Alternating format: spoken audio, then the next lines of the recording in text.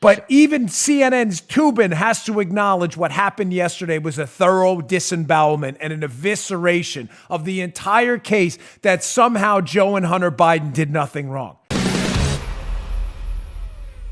So Pam Bondi, former attorney general for the great state of Florida, my home state, who is a lawyer for the Trump team, took the floor yesterday in the Senate trial to ask a couple basic questions about what was really going on with Ukraine and the Obama-Biden administration. And oh man, this was, what did Paula, what did they tell us? The new word for the kids, is roasting. This was a roasting of epic proportions of Hunter Biden. Pay specific attention in this clip of Pam Bondi as she appropriately characterizes how board members in these big international conglomerates like Burisma, where Joe Biden's son worked, Hunter, how these are the best of the best in the business world.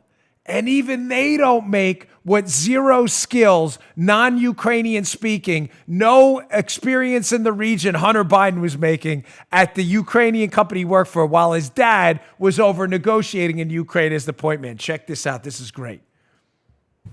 The typical board member of these Fortune 100 companies, we know they're titans of their industry, they're highly qualified, and as such, they're well compensated. Even so, Hunter Biden was paid significantly more. This is how well he was compensated.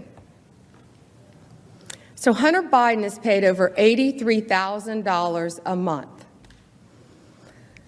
while the average American family of four during that time, each year, made less than $54,000. And that's according to U.S. Census Bureau during that time.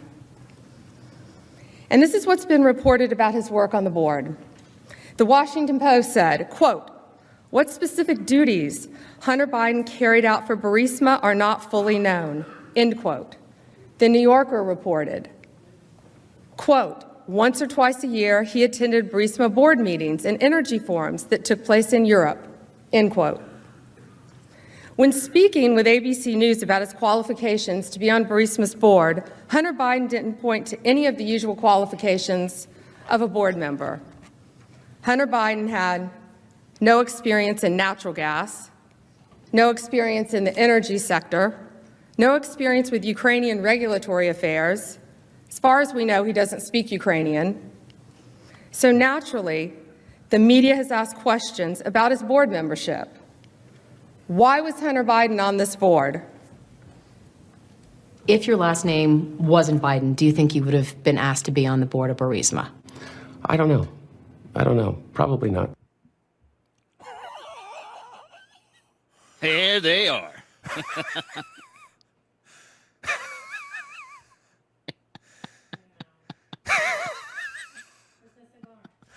I know, I need my cigar. Paula's like, "Where's your cigar?"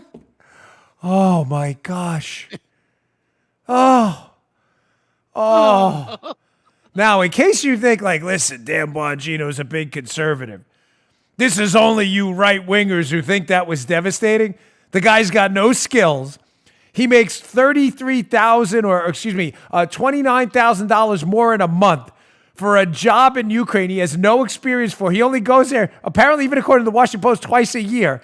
He makes more in a month than the average American family makes in a year. He points out himself, he probably wouldn't have gotten the job without his dad's last name. That this guy has no skills. Donut, zero. Goose egg, Zippo, nothing. He has no skills at all. And in case you think this is just us, here's CNN's Jeffrey Toobin, one of the most far leftists. This guy will do anything to defend the Democrats.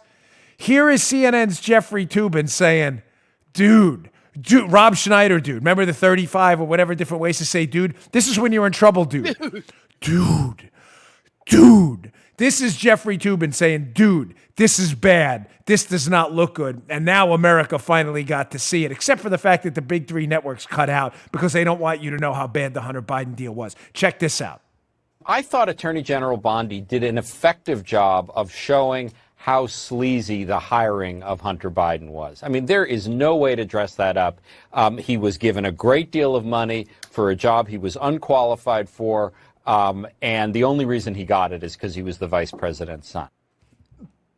You think? Tubing and a grooving. Yeah. You think? I mean, Jeez. what, finally, like someone at CNN, I give them no credit, by the way, because they'll flip the script tomorrow and pretend the story never happened. They're not interested in really getting to the bottom of what happened with Hunter Biden. But even CNN's Tubin has to acknowledge what happened yesterday was a thorough disembowelment and an evisceration of the entire case that somehow Joe and Hunter Biden did nothing wrong. Ladies and gentlemen, this thing reeks to the heavens. It reeks of corruption, insider dealing, swampiness, fetid, disgusting, backdoor deals. This thing is gross, and it reeks of exactly what the Democrats and the media are falsely accusing the Trump team of. It reeks of an illicit quid pro quo, a something for something deal. That Hunter Biden got something, a lucrative $83,000 a month job for something in return. The only question, ladies and gentlemen, is what? What? The only question is, what was the Ukrainian company looking for in return? The media now is going to try to flip the script and change the narrative to this. Listen to this reporter and what he says and how he tries to make this Hunter Biden job only about, hey, you swampy guys in D.C., well, use connections to get your kid's job. No. Cruz just smacks this guy down big time. But I'm going to explain to you how this is going to get worse. But check this out this is glorious. Basically what they said was Hunter Biden got a job.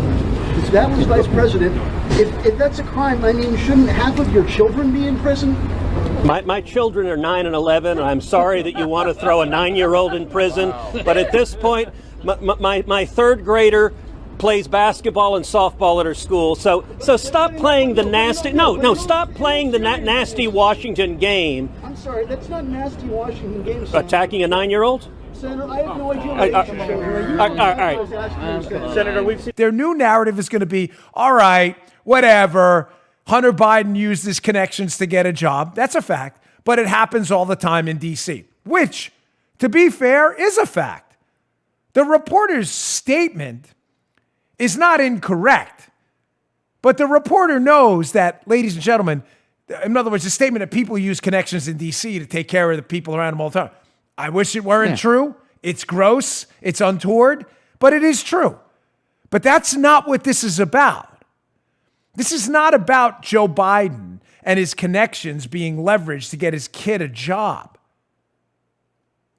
Ladies and gentlemen, the job his son got was with a company that was under a very serious investigation for very serious allegations, while people associated with the company were emailing high-ranking people in the United States government in an effort to get meetings and using Hunter's name while they were under investigation.